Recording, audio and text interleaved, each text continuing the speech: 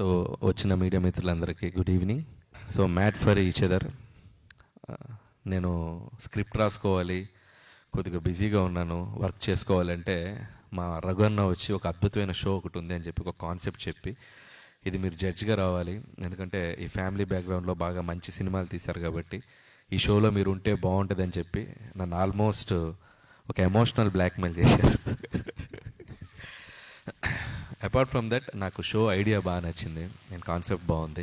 So వీళ్ళు అన్నట్టు ఒక టెక్నికల్ వర్డ్స్లో ఒక లవ్ మ్యాన్షన్, ఒక సన్ celebrity couples, testing of love, ఇవన్నీ పక్కన పెడితే మనం ఒక కాలనీకి వెళ్తే ఒక 10 ఇళ్ళు 15 ఇళ్ళు ఒక చోట ఉండే చోట్ల ఎక్కడికి వెళ్ళినా ఈ కాలనీలో బెస్ట్ కపుల్ ఎవరంటే ఎవరో ఒకరు చెప్తారు, మన వీధి చివరనో సుబ్బారావు గారునో లేకపోతే ఇంకో వీధిలో ఇంకొక పలానా ఇంట్లో ఉన్న వాళ్ళను అని. సో సింపుల్, ఒక అలాంటి ఒక 10 జంటల్ని ఒక లవ్ మ్యాన్షన్ అనే ఒక కాలనీ లాగా ఒక హౌస్లో పెడితే వాళ్ళలో ఎవరు బెస్ట్ కపుల్ అనేది ఒక రియాలిటీ షో రూపంలో వాళ్ళని తీసుకోబడుతుంది.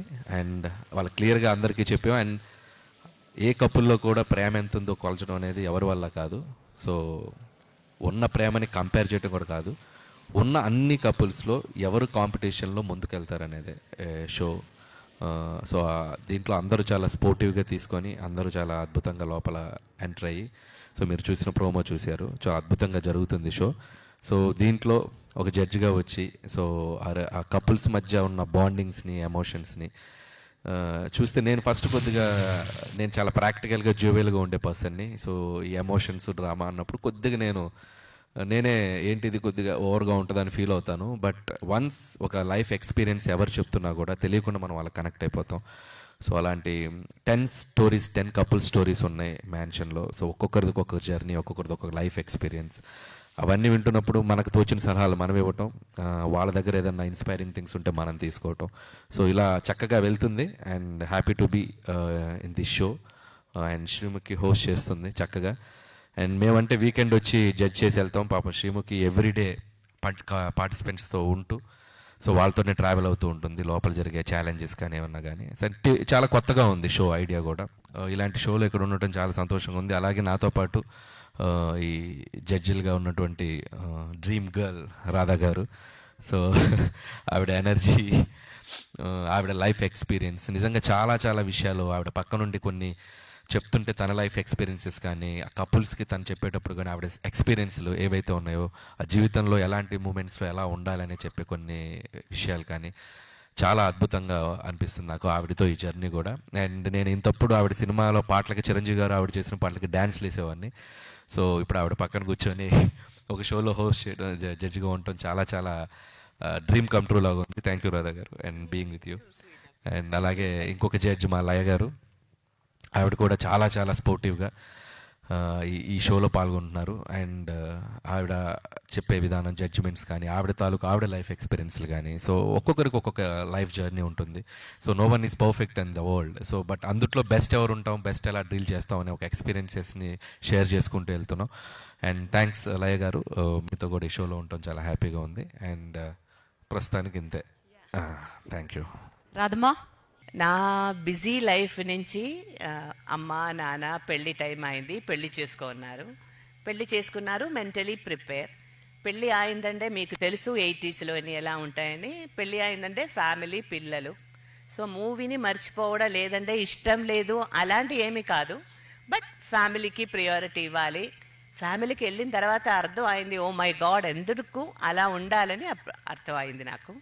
సో నేను కొంచెం గ్యాప్ తర్వాత రియాలిటీ షోకి వచ్చేటప్పుడు నేను కంఫర్టబుల్గా, నాకు ఇష్టమైన షోస్ ఉంటేనే చేస్తాను. సో ఈవెన్ డ్యాన్స్ షో అయినా సరే, కుకింగ్ షోకి వచ్చాను, ఎవ్రీథింగ్ ఐ టోటలీ ఎంజాయ్. కానీ ఈ షో మాత్రం నాకు ఎంత హ్యాపీగా అనిపించిందంటే, పెళ్ళి అయిన తర్వాత ఒక స్టేజ్ నుంచి ఇప్పటి వరకు ఆల్మోస్ట్ 34 years.